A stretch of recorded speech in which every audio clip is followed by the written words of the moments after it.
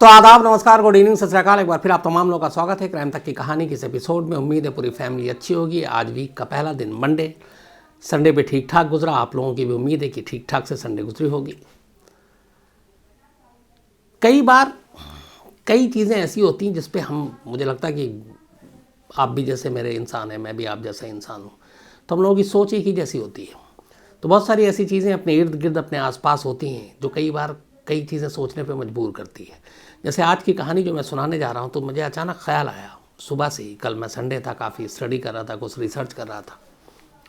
कैसे बहुत सारे लोग हैं जिनको हम आप सभी जानते हैं, जिनका अपना कोई घर बार नहीं होता, अपने रिश्तेदार नहीं होते, कोई अपना नहीं होता, फिर भी इसी दुनिया में वो जीते हैं, हमारे साथ जीते हैं और अपनी ज़िंदगी जी ही लेते हैं। और ऐसे एक दो नहीं, ये तो वो चीज़ें हैं जो हमारे हर तरफ आसपास में मिल जाती है। बहुत सारे मजबूर, बेबस, गरीब, जिनके सर पे छत नहीं है, जहाँ मौका मिला सो गए, कोई बस अड्डे पे, कोई रेलवे स्टेशन पे, कोई सड़क किनारे। इसीलिए अलग अलग शहरों में रैन बसेरा नाम की भी चीज़ है। ठंड होती है, बारिश होती है, तो एक उनके लिए अस्थायी छत बना दिया जाता है, एक छोटा मोटा शेल्टर बना दिया जाता है जहाँ वो रह सके, सो सके। तो ये पूरी ज़िंदगी इनकी ऐसी ही बीत जाती है। लेकिन इसी लाइन पे याद आई मुझे कि अगर किसी शख्स को ये पता हो या उसके सामने ऐसी चीज़ें आए कि घर बार छोड़िए, उसका अपना कोई देश ही नहीं है, अपना कोई मुल्क नहीं है। अब इस भरी पूरी दुनिया में जहाँ 600-700-800 करोड़ इंसान बसते हैं और इतने सारे देश हैं, यूनाइटेड नेशन की लिस्ट में ही 205 से ज़्यादा कंट्री हैं, उससे भी और ज़्यादा होंगे। तो अब इतनी भरी पूरी दुनिया में, इतने सारे देशों में कोई ऐसा शख्स जिसका कोई अपना मुल्क नहीं, अपनी कंट्री नहीं, अपना देश नहीं, वो कैसे जिएगा और वो क्या करेगा? उसके मन में क्या चलती होगी, क्या सोचता होगा, कहाँ रहेगा, कैसे जिएगा, क्या काम करेगा, कैसे फैमिली प्लान करेगा? तो बड़ी गहराई में जाने के बाद फिर अजीब सा लगता है सोचने में कि क्या ऐसा कैसे हो सकता है। लेकिन आज की कहानी एक ऐसे ही शख्स की कहानी है। शायद इस कहानी की ऐसी दूसरी मिसाल कोई इस दुनिया में नहीं मिलेगी। कहानी है Mehran creamy नसेरी।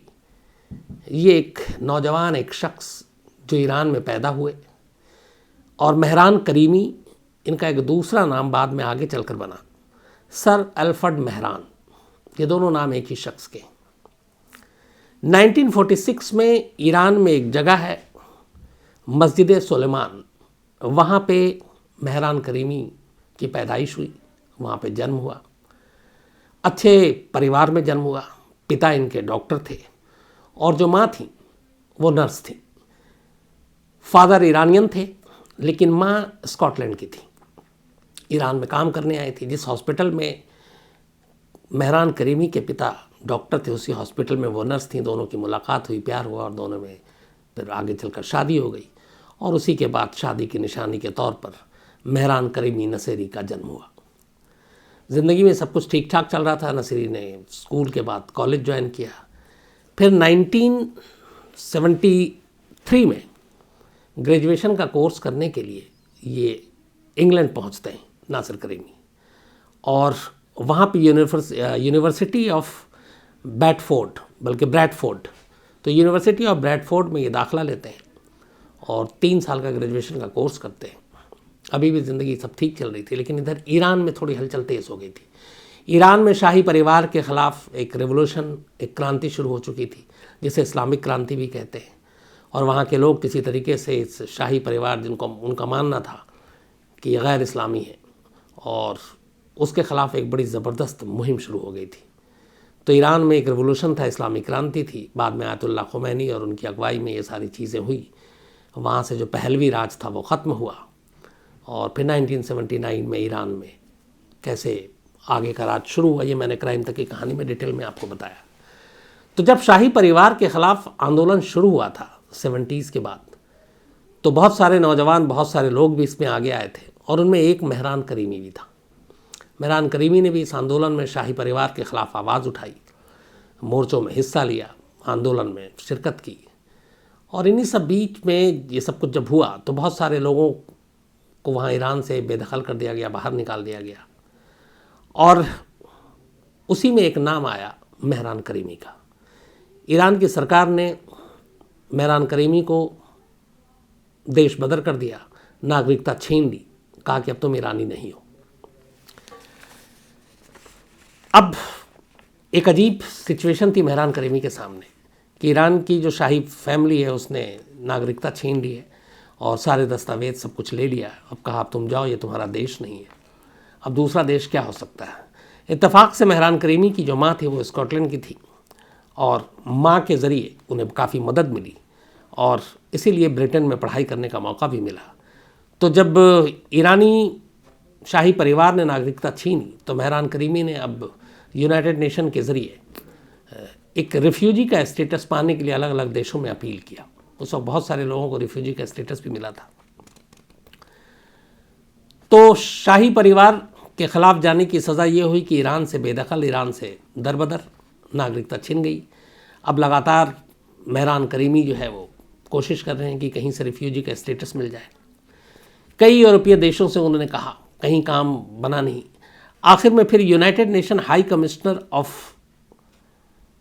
For refugee in Belgium, तो यूनाइटेड नेशन के अंडर में आता है ये, तो इनके जो बेल्जियम के हाई कमिश्नर थे और जो रिफ्यूजी वाला पूरा स्टेटस देखते थे, उन्होंने मेहरान करीमी के एप्लीकेशन को देखा और मेहरान करीमी को एक रिफ्यूजी का स्टेटस सर्टिफिकेट दे दिया। अब इस रिफ्यूजी सर्टिफिकेट के ज़रिए वो यूरोप के किसी भी देश में रह सकते थे लीगली। तो ये मेहरान करीमी के लिए एक अच्छी खबर थी। इस दौरान में जब वो इस स्टेटस को हासिल करना चाहते थे रिफ्यूजी वाला, तब वो अपना लगातार ट्राई कर रहे थे कि अब माँ के साथ ब्रिटेन में ही जाकर सेटल हो जाए, वहीं रहे। 1986 में उन्होंने सोचा था कि अब ब्रिटेन में जाकर यूके में ही सेटल हो जाएंगे। इस दौरान में उसके बाद उनको United nation high commissioner for refugee in Belgium, इनकी तरफ से रिफ्यूजी का सर्टिफिकेट मिला। तो अब यूरोप में कहीं जा सकते थे, लेकिन उन्होंने तय किया कि वो ब्रिटेन जाएंगे। 1988 ये है वो तारीख जो आती है, 26 अगस्त 1988। मेहरान करीमी चूँकि वह सर्टिफिकेट मिला, वो पेरिस में थे, फ्रांस में, यूरोप का एक देश था, और जो उनको रिफ्यूजी का सर्टिफिकेट मिला वो वहाँ पे लीगल था। वहाँ से उन्होंने टिकट ली और अब लंदन जाना चाह रहे थे ताकि लंदन में ब्रिटेन में ही रहे। सारे जो उनके पास डॉक्यूमेंट्स थे, जो सर्टिफिकेट था रिफ्यूजी वाला वो भी था। टिकट ली, लंदन की फ़्लाइट में बैठ गया। लंदन एयरपोर्ट पर उतरते हैं, लेकिन हीथ्रो एयरपोर्ट पर जब उतरते हैं तो वहाँ के जो ब्रिटिश हाई कमिश्नर, बल्कि इमिग्रेशन के लोग हैं, वो उनसे उनका डॉक्यूमेंट्स मांगते हैं। इस दौरान में एयरपोर्ट और प्लेन के बीच में ही मेहरान करीमी का ब्रीफकेस चोरी हो जाता है और उसी ब्रीफकेस में उनके सारे डॉक्यूमेंट्स थे, जिसमें रिफ्यूजी सर्टिफिकेट भी था जो बेल्जियम की तरफ से दिया गया था। अब वहाँ पे सामने एयरपोर्ट से वो उतरते हैं, एयरपोर्ट से बाहर निकलना है। फ्लाइट से निकलने के बाद इमिग्रेशन काउंटर पे पहुँचे। अब वहाँ पता चला कि कोई डॉक्यूमेंट्स ही नहीं है, सारे तो ब्रीफकेस चोरी। इमिग्रेशन वालों को कहानी सुनाई, उन्होंने कहा कि हम इन चीज़ों पे यकीन नहीं करते, आपके पास कोई भी वैलिड ट्रैवल डॉक्यूमेंट्स नहीं है, बल्कि कुछ है ही नहीं। तो उन्होंने अपनी कहानी सुनाई कि सब कुछ था, बेल्जियम से मुझे ये मिला लेकिन चोरी हो गई। लेकिन माने नहीं, और ब्रिटिश इमिग्रेशन के स्टाफ ने उनको अगली फ़्लाइट से, चूँकि वो पकड़ा था उन्होंने पेरिस से, वापस पेरिस भेजने का फ़ैसला किया और नेक्स्ट फ़्लाइट में जो पेरिस के लिए था उसमें उन्हें बैठा दिया गया। अब मेहरान करीमी वापस पेरिस पहुंच जाते हैं। पेरिस एयरपोर्ट पर उतरते हैं, इमिग्रेशन के पास फिर पहुंचते हैं, वहाँ उनसे डॉक्यूमेंट्स मांगा जाता है, डॉक्यूमेंट्स तो गायब। अब इसके बाद बिना डॉक्यूमेंट्स के पेरिस एयरपोर्ट पर आना एक जुर्म। तो इस बार फ्रेंच जो इमिग्रेशन डिपार्टमेंट के लोग थे वो मेहरान करीमी को अरेस्ट कर लेते हैं एयरपोर्ट पे ही। एयरपोर्ट पे अरेस्ट करने के बाद उनसे पूछताछ होती है, वो सारी कहानी बताते हैं। फिर उनके जब चूँकि गए थे लंदन तो वो पेरिस से ही गए थे, तो वो सारी चीज़ें रिकॉर्ड में निकाला जाता है, तो पता चलता है कि हाँ इसके पास तो सब कुछ था और वैलिड था। तो अरेस्ट करने के कुछ घंटे के बाद ये डिसाइड किया जाता है कि जो डॉक्यूमेंट्स था, जो ट्रैवल डॉक्यूमेंट्स था, वो लीगल था और पेरिस एयरपोर्ट पर इन्होंने लीगली एंट्री की है, मतलब गैर कानूनी तरीके से नहीं आए। यहाँ से गए तो लीगल दस्तावेज़ के साथ गए, रास्ते में सामान चोरी हो गया, लंदन से इनको वापस भेज दिया गया। तो पेरिस में इनकी एंट्री गैर कानूनी नहीं थी, लीगल थी, लेकिन एयरपोर्ट के बाहर जाने की इजाज़त नहीं थी, क्योंकि आपके पास वीज़ा और बाकी दस्तावेज थे नहीं। इस दौरान उन्होंने कहा कि मैं बेल्जियम अथॉरिटी से बात करता हूँ, बेल्जियम के साथ पेरिस की जो वहाँ पे स्टाफ थे उन्होंने बात कराई। उन्होंने बताया कि आपके जो United nation high commissioner for refugee in Belgium, जिन्होंने ये सर्टिफिकेट दिया था रिफ्यूजी का, वो खो गया, अगर मुझे उसकी दूसरी कॉपी मिल जाए। लेकिन उनके अपने कुछ नियम कायदे थे। रिफ्यूजी सर्टिफिकेट जो देते थे बेल्जियम में, उनका ये था कि जिसको भी ये सर्टिफिकेट चाहिए होगा वो इन पर्सन आएगा, सामने आएगा, खुद आएगा, उसकी मौजूदगी में उसके हाथ में ही दिया जाएगा, पेपर किसी और थ्रू से किसी और के ज़रिए नहीं भेजा जाएगा। और ये रूल सबके लिए था। अब मुश्किल ये थी कि बिना दस्तावेज़ के बेल्जियम कैसे भेजा जाए। कोई ट्रैवल डॉक्यूमेंट्स नहीं, ना पासपोर्ट, ना वीज़ा, ना रिफ्यूजी सर्टिफिकेट। तो क्या किया जाए? तो कुछ नहीं कर सकते। अब एयरपोर्ट तक लीगली, चूँकि पेरिस एयरपोर्ट पे उतरे वो भी लीगल था, आप वहाँ से उसको कुछ और कर नहीं सकते। तो फिर ये हुआ कि पेरिस एयरपोर्ट पर मेहरान करीमी की एंट्री लीगल थी, इसलिए उसको जबरन वहाँ से भगाया नहीं जा सकता था। लेकिन पेरिस शहर के अंदर जाने की इजाज़त भी नहीं दी जा सकती थी, क्योंकि पास उसके कागजात नहीं थे। तो डिपार्चर लाउंज है पेरिस एयरपोर्ट का, जिसका नाम है चार्ल्स डी गॉले एयरपोर्ट, पेरिस में है ये चार्ल्स डी गॉले एयरपोर्ट। और इसके डिपार्चर लाउंज टर्मिनल नंबर 1, जहाँ पे रोका गया था और पकड़ा गया था मेहरान करीमी को। बाकी अफसरों ने तमाम चीज़ें की और हम आगे की जो कार्रवाई है वो करेंगे, बाकी अपने डिपार्टमेंट से बात करेंगे। लेकिन तब तक कहा गया कि आप इसी टर्मिनल 1 जो डिपार्चर लाउंज है, जहाँ से उन्हें बाहर निकलना था, आप यहाँ से कहीं नहीं जाएंगे और इसी डिपार्चर लाउंज में रहेंगे। 26 अगस्त 1988 की बात है ये। मेहरान करीमी उसी डिपार्चर लाउंज टर्मिनल 1 पर रुके। जो एक थोड़े बहुत कपड़े थे उनके पास वो थे। और उसके बाद ये सिलसिला शुरू हुआ, लड़ाई शुरू हुई। धीरे धीरे वक्त बीता और धीरे धीरे टर्मिनल 1 मेहरान करीमी का घर बन गया। पेरिस का एयरपोर्ट, डिपार्चर लाउंज, टर्मिनल 1, उसके कोने में जहाँ पे भी जगह मिलती वो वहीं बैठते, वहीं सोते, वहाँ का वॉशरूम यूज़ करते। जब स्टाफ ने देखा एयरपोर्ट के कि शख्स यहीं है, डेली पैसेंजर आते हैं जाते हैं लेकिन यहीं है, धीरे धीरे उनकी कहानियाँ लोगों ने सुनी। एयरपोर्ट के स्टाफ, चाहे वो सफाई कर्मचारी हो, बाकी डिपार्टमेंट के हों, अब उन्होंने ही खाना पीना लाना देना शुरू किया। मेहरान करीमी जो शिफ्ट हुआ उसके बाद ये हो गया कि रूटीन बन गया कि इस शिफ्ट में ये बंदा खाना खिलाएगा, इसमें ये खिलाएगा, और ये सिलसिला चलता रहा। और मेहरान करीमी का टर्मिनल 1 एयरपोर्ट का लाउंज वो अब घर बन गया। 4 साल बीत जाते हैं। 1988 26 अगस्त से 1992 आ जाती है। इन 4 सालों में मेहरान करीमी उसी लाउंज पे, उसी एयरपोर्ट पर वैसे ही रह रहे। ये बात एयरपोर्ट ऑफिशियल के ज़रिए फ्रेंच मीडिया तक पहुंचती है, फ्रेंच मीडिया के ज़रिए फ्रेंच ह्यूमन राइट कमीशन तक पहुंचती है। फ्रेंच ह्यूमन राइट कमीशन के एक लॉयर को ये अजीब सा लगता है।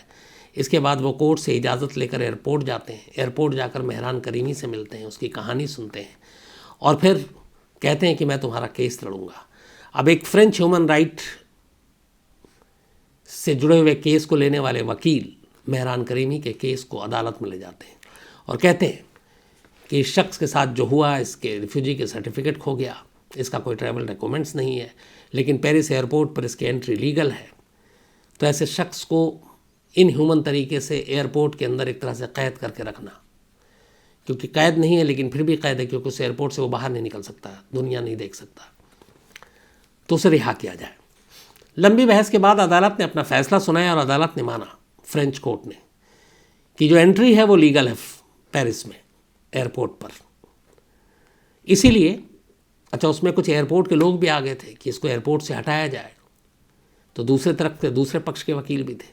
लेकिन कोर्ट ने अपना फैसला सुनाया, फ्रेंच कोर्ट ने, और कहा कि एंट्री चूँकि लीगल है पेरिस एयरपोर्ट पर, इसलिए मेहरान करीमी को पेरिस एयरपोर्ट से हटाया नहीं जा सकता, भगाया नहीं जा सकता। लेकिन साथ ही उसे पेरिस के अंदर आने की इजाज़त भी नहीं दी जा सकती। तो फिर से मामला वहीं आकर रुक गया जहाँ पे 88 में था। 1992 में ये फैसला सुनाया गया। इसके बाद एक तरह से परमानेंट घर बन गया मेहरान करीमी का।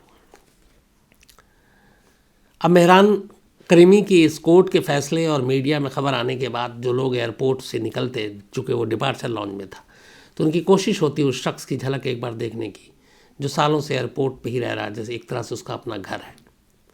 लोग मिलते। इस दौरान में खाली वक्त में मेहरान करीमी किताबें पढ़ता, डायरी लिखता और स्टडी करता। उसने इकोनॉमिक्स की पढ़ाई की उसी एयरपोर्ट पर रहकर।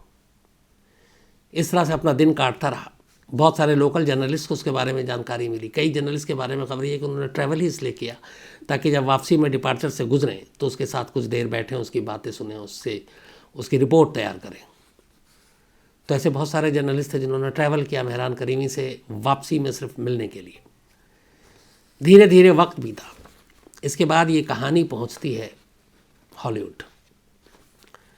2003 में स्टीफन स्पीलबर्ग, जाने माने एक डायरेक्टर, ऑस्कर अवार्ड विनर, एक से एक फिल्में बनाई जिन्होंने। स्टीफन स्पीलबर्ग को मेहरान करीमी की कहानी पता चलती है। स्टीफन स्पीलबर्ग पेरिस जाते हैं, एयरपोर्ट पर मेहरान करीमी से मिलते हैं, उसकी पूरी कहानी सुनते हैं।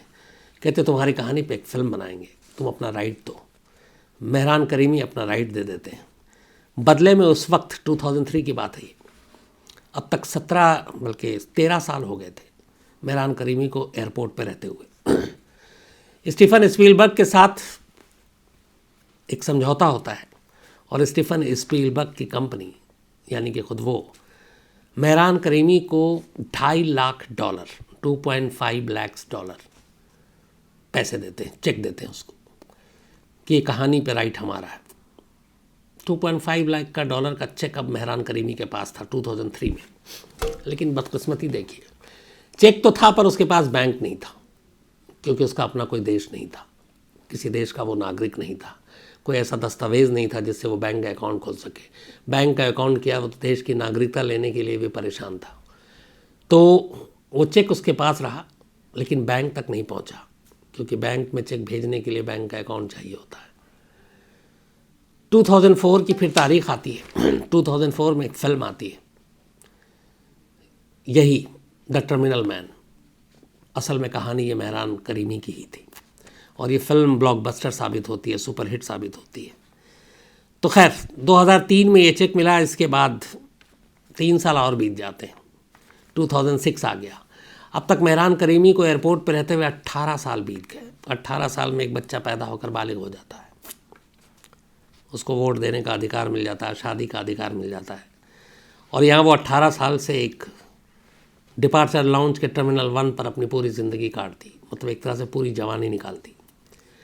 2006 आया। 18 साल बाद अचानक मेहरान करीमी की एक दिन तबीयत बिगड़ गई।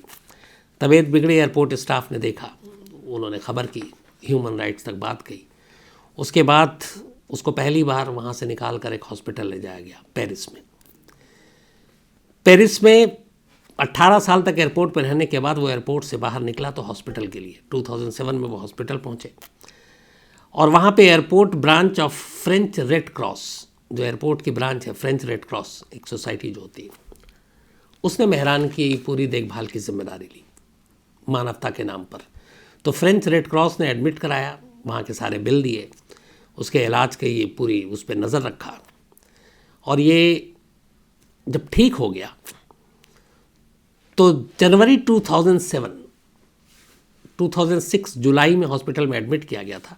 जनवरी 2007 में हॉस्पिटल से रिहाई मिली, ठीक ठाक होकर इलाज हो गया था मेहरान करीमी को। अब रिहाई मिली तो फिर वही मसला आ गया कि अब कहाँ, अब क्या, फिर से वापस एयरपोर्ट। तो ये हुआ कि airport branch of French red cross इसी ने, उसने कहा कि नहीं, एयरपोर्ट के पास ये एक होटल है, हम इसकी जिम्मेदारी लेते हैं, ये वहीं रहेगा लेकिन होटल से बाहर नहीं निकलेगा। तो फ्रेंच रेड क्रॉस ने उसी पेरिस एयरपोर्ट के करीब एक होटल में एक कमरा लिया और उसमें मेहरान करीमी को रखा। मेहरान करीमी अब एयरपोर्ट से होटल में आ गया था। करीब 3 महीने तक वो होटल में रहा। इसके बाद 6 मार्च 2007, 6 मार्च 2007 को एक पेरिस की चैरिटी रिसेप्शन सेंटर है, उसने मेहरान करीमी की जिम्मेदारी लेने का फ़ैसला किया, अथॉरिटी से बात की और फिर इस होटल से उसे निकाला 2007 6 मार्च को। और फिर निकालने के बाद उसको पेरिस में एक घर में रखा। 2008 से लेकर अब तक मेहरान करीमी पेरिस में अब एक घर में रह रहा, किताबें लिखते हैं, बाकी सारे काम करते हैं।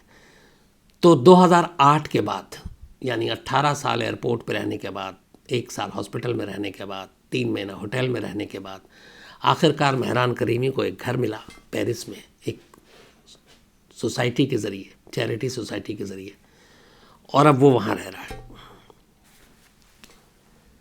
तो शायद दुनिया में कोई दूसरी ऐसी मिसाल नहीं मिलेगी जिसमें एक शख्स जिसका अपना कोई देश नहीं, देश था, देश से उसको बाहर कर दिया गया, उसके पास कोई डॉक्यूमेंट्स नहीं, कोई चीज़ नहीं, और वो एयरपोर्ट पर उसने 18 साल एयरपोर्ट को ही अपना घर मानकर बिता दिया।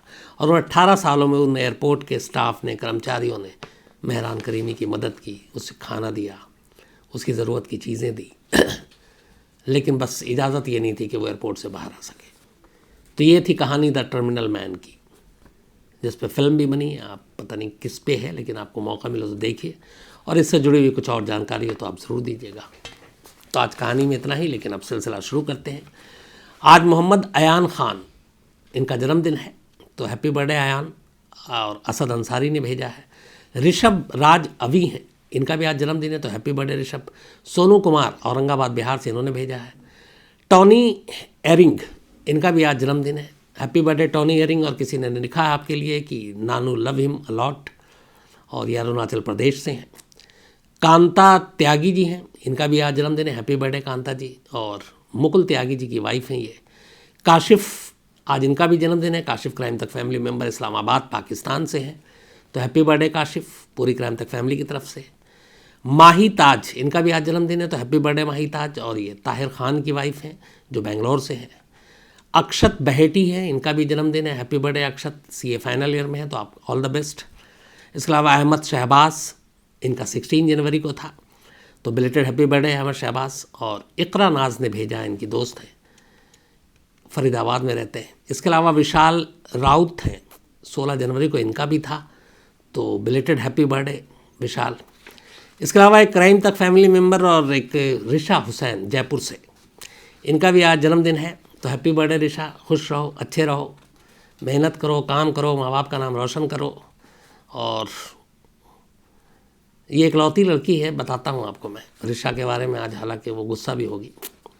इसको जब भी कहता हूँ, तो मैं इसको जब भी बहन बोलता हूँ तो इसको बुरा लगता है, कहती मुझे बहन मत बोला करें क्या दुनिया है। तो हैप्पी बर्थडे, कोई बात नहीं रिशा। इसके अलावा न्यू मैक्सिको के बारे में एक स्टोरी मैंने आपको सुनाई थी अभी, और मेरी ये गलती थी। बहुत सारे क्राइम तक फैमिली हमारे सब होशियार हैं, अच्छी वो फ़ौरन पकड़ लेते हैं। तो मैंने कहा था शायद न्यू मैक्सिको की कहानी, और मैंने उसको बताया कि फिर यूएस आ गए, जबकि न्यू मैक्सिको यूएसए का ही एक पार्ट है। मैं कंफ्यूज हो गया था मैक्सिको को लेकर, लेकिन सनी सिंह जी, सुष्मिता जी और शौकत शाकिर साहब, इन लोगों ने ध्यान दिलाया इस गलती पे। तो गलती तो हुई थी, तो उसके लिए सॉरी। और new Mexico actually United state का ही पार्ट है, और मैक्सिको वो अलग है। तो थैंक यू वेरी मच आप लोगों का। मिलिंद देसाई जी हैं, ये फिनिक्स फॉरगेटन एक कोई बेस स्टोरी है, वो सुनना चाहते हैं शायद। आर्टिकल 9, वो आर्टिकल कह रहा हूँ, एरिया जो 1951 या कुछ, ये कहानी है, कभी सुनाता हूँ। कार्तिक सिंह हैं, ये एच होम्स सीरियल किलर की कहानी सुनना चाहते हैं। मनीष बसोया है, ये रेड जैकेट के बारे में बात कर रहे थे। अच्छा, कहाँ से लिया है पूछ रहे थे। कहीं से भी आपको मिल जाएगा, कोई ऐसा सोच कि मैंने लिया नहीं, बस दिख गया था सर। तो किसी भी आप मॉल में चले जाएंगे तो मिल जाएगा शायद। वारिस बलोची हैं, बलोचिस्तान से हैं ये। और नवाब अकबर बुख्ती, परवेज़ मुशर्रफ के टाइम में इनका कत्ल किया गया था, उसकी कहानी सुनना चाहते हैं तो वारिस बलोची साहब, मैं ज़रूर इस कहानी को आपको सुनाऊंगा। अरिजीत तिवारी हैं, और इन्होंने एक अच्छा खासा मेल लिखा है और अच्छी बात लिखी है कि हमारे देश में अभी मीडिया को भी लेकर, करप्शन को लेकर, फीस को लेकर, स्टूडेंट्स को लेकर मैं आपसे सहमत हूँ अरिजीत तिवारी जी, आपने जो भी लिखा है। और बिल्कुल सही लिखा आपने, और शायद मीडिया भी अपना रोल ईमानदारी से प्ले नहीं कर रहा है। शान खान है और गोधरा की कहानी सुनना चाहते हैं, शायद मैंने सुनाई है ये कहानी। इसके अलावा सनी कोरी हैं, एक जीन की कहानी सुनना चाहते हैं। रूमी सिन्हा हैं, इन्होंने भी एक स्टोरी भेजी है, ज़रूर सुनाऊंगा। मनोज पांड्या जी हैं और सरोदा डूंगरपुर, और अभी हैदराबाद में एक एमएनसी में काम करते हैं, और आईपीएस मणिलाल पाटीदार की कहानी सुनना चाहते हैं। मनोज पांड्या साहब, थैंक यू आपके मेल के लिए, और ज़रूर मैं ये कहानी सुनाऊंगा आपको। पूनम जैन जी हैं, ये न्यू मेंबर है, इन्होंने कहा कि अब लगातार अब ये कहानी सुन रही हैं, thank you very much, welcome to the family Poonam ji. इसके अलावा अमन के शर्मा हैं, किशोर होता हैं, ये लुइस डोनाल्डो कोलोजियो की कहानी सुनना चाहते हैं। बद्री प्रसाद पटनायक जी हैं विशाखापट्टनम से, ये मिस्ट्री और स्कैरी स्टोरी सुनना चाहते हैं, वही तो मैं सुनाता रहता हूँ। उदय राज जी हैं और ये पुलिस की तैयारी कर रहे हैं, ऑल द बेस्ट उदय राज, अच्छे और ईमानदार पुलिस अफसर बनना। सत्यम प्रियदर्शी जी हैं, और इनका कहना है कि आपने कोई कहानी सुनाई तो उसमें ये था कि पुलिस वो मर गया, लेकिन उसके बाद भी उसके ऊपर पुलिस ने केस दर्ज किया। ये होता है, अगर सपोज़ एक मर्डर हुआ और उसमें 3 लोगों ने मिलकर मर्डर किया और उन 3 में से एक का खुद मर गया, वो मौत हो गई, तो भी जब चार्जशीट या एफआईआर दर्ज होगा तो 3 कातिल के नाम पर उस मुर्दे का भी नाम लिखा जाएगा। बेशक उस पर मुकदमा नहीं चलेगा, लेकिन कागज़ों में उसका नाम होगा। तो मरे हुए इंसान के खिलाफ भी केस दर्ज होता है और हो सकता है। इसके अलावा कल्पना मलकोती जी हैं, और ये निकिता हत्याकांड की कहानी सुनना चाहती हैं। रोहित धावरिया हैं और इनकी वाइफ शालू, दोनों पंजाब से, दोनों कहानी सुनते हैं, थैंक यू वेरी मच आप दोनों का। रेखा अग्रवाल जी हैं और ये जेनी विली की कहानी सुनना चाहती हैं। जसविंदर कौर हैं मुंबई से, और ये चोचन फैमिली मर्डर केस न्यूजीलैंड 2003, इसकी कहानी सुनना चाहते हैं, जल्दी सुनाऊंगा आपको। गणेश बाला सुब्रमण्यम जी हैं और इनकी वाइफ तनु हैं, और इन्होंने एक मेल लिखा है, आज शायद 17 जनवरी है, मैं कंफ्यूज थोड़ा सा ये था कि क्या गणेश जी आप अपनी वाइफ तनु से 17 जनवरी को आपकी पहली बार मुलाकात हुई थी, क्योंकि आपने यही लिखा है। तो अगर ऐसा है तो ठीक है, या फिर बर्थडे था, मैं कंफ्यूज हूँ, लेकिन मुझे लगता है कि 17 जनवरी को आप दोनों की पहली मुलाकात हुई थी, और अब 15 साल आपकी, 5 साल आपने कहा डेटिंग, 10 साल आपने कहा शादी, तो 15 साल तो गुजर गए।